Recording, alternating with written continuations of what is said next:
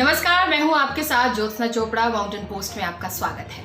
और जैसा कि आप जानते हैं कि इस खास बुलेटिन में हम कुछ खास खबरों को लेकर बात करते हैं, तो आपको बता दें कि हम किन खास खबरों के बारे में बात करने वाले हैं। सबसे पहले हम इजरायली दूतावास के नजदीक हुए धमाके की वजह से हिमाचल में भी हाई अलर्ट घोषित किया गया है, इस बाबत बात करेंगे। और साथ ही आपको बता दें कि मुख्यमंत्री जयराम ठाकुर ने कांग्रेस के ऊपर तंज कसा है, वो भी जिला परिषद के चुनावों के मद्देनजर।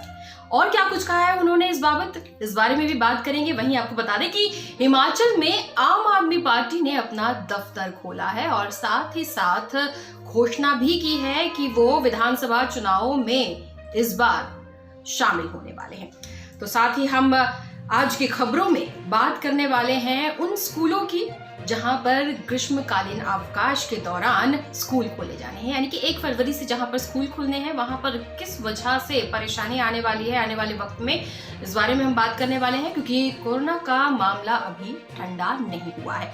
वहीं हम बात करेंगे प्रदेश की सबसे बड़ी जिला परिषद कांगड़ा को लेकर, जहां पर अध्यक्ष और उपाध्यक्ष को लेकर के चुनाव होना था, लेकिन कोरम पूरा ना होने की वजह से ये चुनाव टालना पड़ा। तो चलिए सबसे पहली खबर की तरफ रुक कर लेते हैं।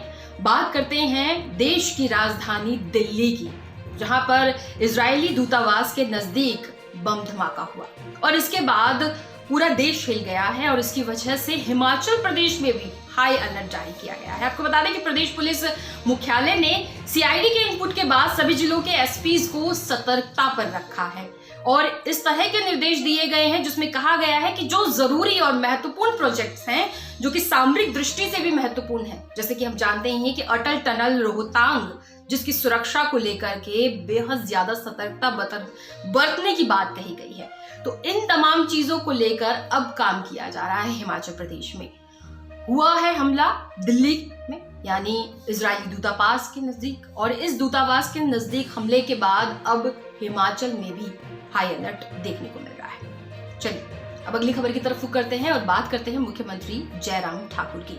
मुख्यमंत्री जयराम ठाकुर ने बहुमत को लेकर के बात कही है। उन्होंने कहा है कि बहुमत है तो कांग्रेस अपनी जिला परिषद का निर्माण करे, बनाए, उन्हें किसने रोका है। मगर सच्चाई ये है कि हिमाचल में सबसे ज्यादा जिला परिषद की जो सीटें हैं वो भाजपा ने जीती हैं और भाजपा के समर्थक यहाँ सबसे ज्यादा जिला परिषद ही बनाएंगे। ये तमाम चीजें खुद मुख्यमंत्री जयराम ठाकुर ने कही है और इसकी शुरुआत मंडी से हो चुकी है। आपको बता दें कि यहाँ रिज मैदान पर पत्रकारों से अनौपचारिक रूप से बातचीत के दौरान सीएम ने कहा कि कांग्रेस के पास बहुमत है तो उसने किसको रोका है। आखिरकार कांग्रेस को रोका नहीं जा रहा है, यहाँ पर वो कर सकती है, अगर वो जिला परिषद का निर्माण करना चाहती है तो वो इसका निर्माण कर सकती है। बेवजह ये कहना कि भाजपा नेता बरगला रहे हैं, सरकार दबाव बना रही है, तो इस तरह की बातें बेबुनियाद हैं। उन्होंने साथ ही कहा है कि सबसे ज्यादा सीटें भाजपा के समर्थक जीत कर आए हैं और उनके समर्थन से ही भाजपा अपनी जिला परिषद अधिकांश स्थानों पर बनाएगी। वहीं सीएम ने यह भी कहा है कि पंचायती राज संस्थाओं के चुनाव में भी कांग्रेस को अपनी ताकत का अंदाजा हो चुका होगा, जिसे बार बार मुंह ही खानी पड़ रही है। किसान आंदोलन को लेकर पूछे सवाल पर सीएम ने कहा कि ये किसी और ही दिशा में जाता हुआ नजर आ रहा है। यानी तमाम चीजों के साथ साथ ना सिर्फ उन्होंने कांग्रेस पर निशाना साधा, बल्कि साथ ही किसान आंदोलन को लेकर भी कहा कि फिलहाल किसान आंदोलन वो काम नहीं कर रहा जिसके लिए ये आंदोलन सामने आया था। चलिए अगली खबर की बात कर लेते हैं। बात करते हैं आम आदमी पार्टी की।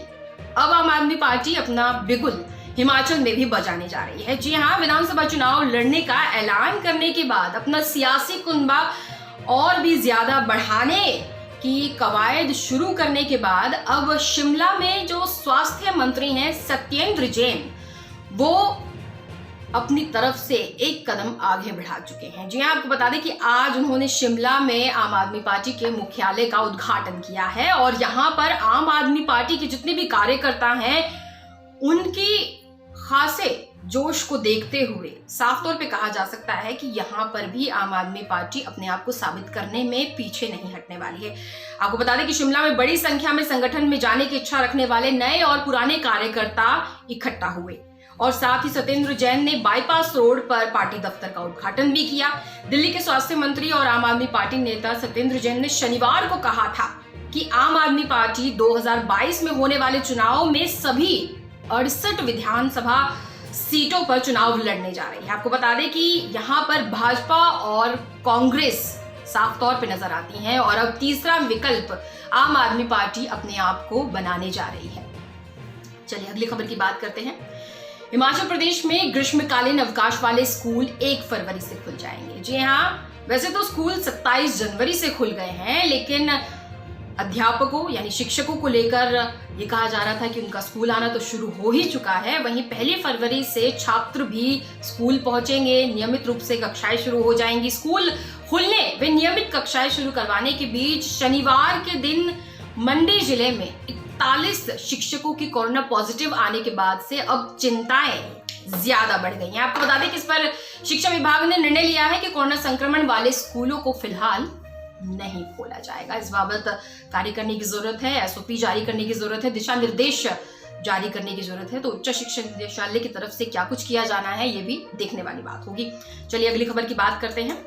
प्रदेश की 54 सदस्यों वाली सबसे बड़ी जिला परिषद की यानी कांगड़ा की बात करते हैं, जहां पर अध्यक्ष और उपाध्यक्ष को लेकर के चुनाव होना था, लेकिन कोरम पूरा ना होने की वजह से ये चुनाव टल गया।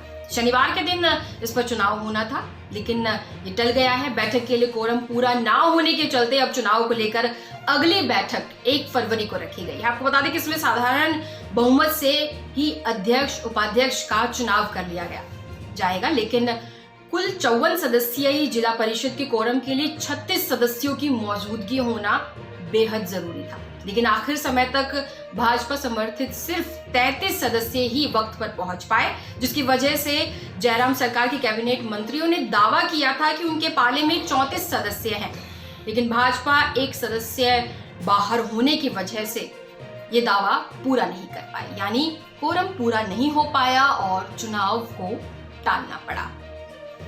फिलहाल आज के बुलेटिन में बस इतना ही। दीजिए इजाजत, नमस्कार।